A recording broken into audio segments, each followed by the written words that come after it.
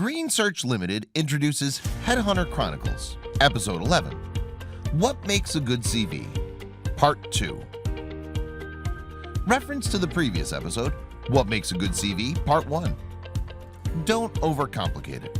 Make sure there are no spelling mistakes in it. Use a professional photo for it. What makes a good CV? Part 2. Education.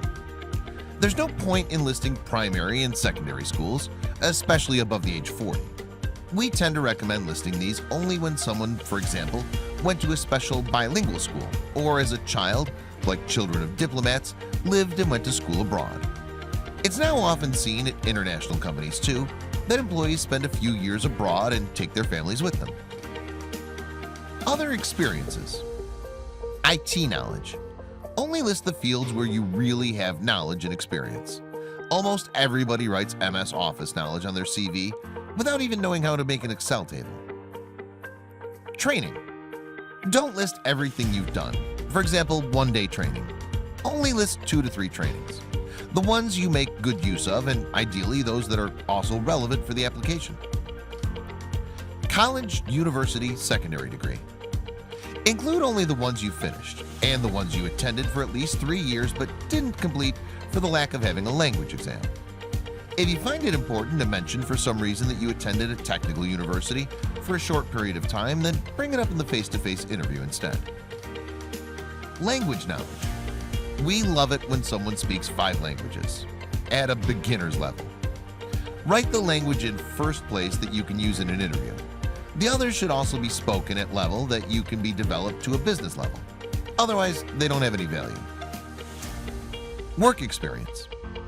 Candidates above the age of 40 tend to leave out 5 to 10 years off their career, saying that it was such a long time ago. Don't do that. You don't have to detail this period, but you need to be able to summarize it in a few sentences. For example, at the beginning of my career, I worked in a back office at 2 commercial companies for 2 years at each. Then I spent a year in America to learn English, which then was followed by working at the logistics department of a production company for 3 years. This is when I started to like working in this field. After that, you can give more details about your following workplaces. You should write a few sentences in brackets about the companies you've worked for. For example, the subsidiary of a German electronics company, 35 employees in Hungary, turnover at HUF 3 billion. Why is it important? Because it makes a big difference at what size and type of a company, commercial, production, service, you work at. For example, in a financial director role. Production companies hardly ever employ financial specialists who only have a background in the service industry, where there are no material costs, working in shifts, etc. Tasks, responsibilities. Describe them in more detail, but don't just say general facts. Highlight successes. It's the achieved goals that count.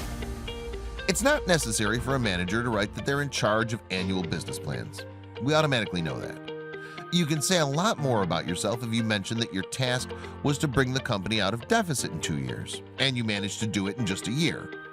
Listing 4 to 5 responsibilities is perfectly sufficient. Number of subordinates, size of the team, who you report to directly. Of course, a managing director is in charge of all the employees at the company, but they don't work with all of them on a daily basis. List 4 to 5 people whose work you're directly in charge of. Hobbies, personal interests. We would like to highlight again that you shouldn't write just general things. Surely everybody likes music, reading, movies, hiking. 90% of the candidates do some sports. Be a bit more specific. Show some sides of your personality. For example, music, I like jazz and heavy metal. My favorite band is XY. I even went to London to see them at a concert. Books, films. I like sci-fi or romantic books and films. Hiking. The family spends time in the hills at least once a month. Sports. I run every week 15 to 20 kilometers and take part in runs for amateurs. I love dogs. I do charity work at 2 animal shelters at the weekends. Charity work. If you do some, include it. It's a very positive point. Another question that tends to come up is whether you should attach a separate motivation letter to your CV or include it at the beginning of your CV. When you send your CV, you should summarize briefly who you are, what positions and fields you're interested in. If you have the patience to tailor your CV, motivation letter, and cover letter to every single application, you should definitely do it. This would be ideal, but we appreciate that you might not have time for that. If you don't have all that time, then don't bother with it. We very often find from the wording that candidates use the same CV for different applications, but haven't modified their competences and experiences in such a way that they would correspond to the actual application. Sending a CV that is not updated or tailored is unprofessional. One final piece of advice: don't send applications to dozens of places. Think carefully about where you really want to send it. Make fewer applications, but they should all make perfect sense. You'll be the most successful where you have the most relevant experience. This way you can save a lot of time, energy, and spare yourself from disappointments. To be continued. Our next topic is, what is a good boss like?